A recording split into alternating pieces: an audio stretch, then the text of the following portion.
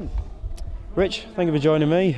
New season coming up, but first of all, after dusting yourselves down from the Salford match, how has the mood been in the club camp so far after that? Really good, really positive.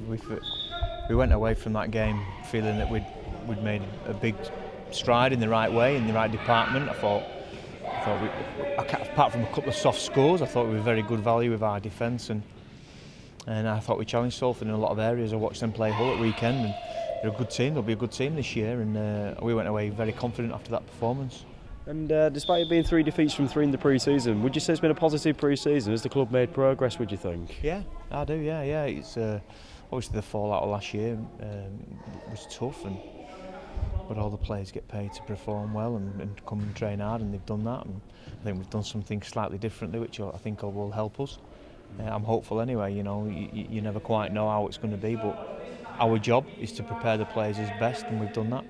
And on to the season itself, Featherstone first up. Now, they got a narrow win against Halifax last time out at this year, as well as hoping to start the season positively. Would you view it as a bit of a grudge match, or possibly just as any other game? Well, they're a local rival to us. They finished in the top 4 last year. We did the year before, and I'm sure it'll be. I can't see it breaking anybody's season if they win or lose. And this one, you'd like to start well. We'd like to start well. We're confident. Featherstone have showed up very, very well in their trial friendlies. Probably the best out of the Championship team, so they'll be fired up for this one and probably well organised. But we've just got to look after ourselves. We're confident at home, and we get our supporters behind us again this year, straight from the off. That'll be fantastic for us. We're disappointed that we've lost Brandon Moore for a couple of months, but we've got a big enough squad to cope. And coming on to the squad, would you say that are there any players in particular that have stood out so far in pre-season?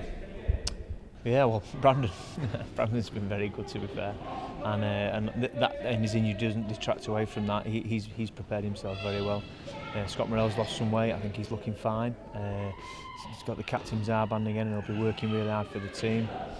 Yeah, there's quite a few. I think Connor Robinson at fullback has developed his game as a fullback, and I'm sure we'll see him in the halves and at hooker at some point. But yeah, it's what it's about. It's about development, and that's what we're trying to do here at Halifax. And just finally, could this be the start of an assault on the top 4? Despite such stiff competition, are we confident the returns to the top 4 this season for Halifax? You've probably got to ask me that question the penultimate game of the season. This game, I can't see it having a bearing on the top 4 really. It just, it will give us confidence for week 2, which is Batley. If we don't win it, can we still make the top 4? Yeah, of course we can. So can Featherstone. That's a long, long way away.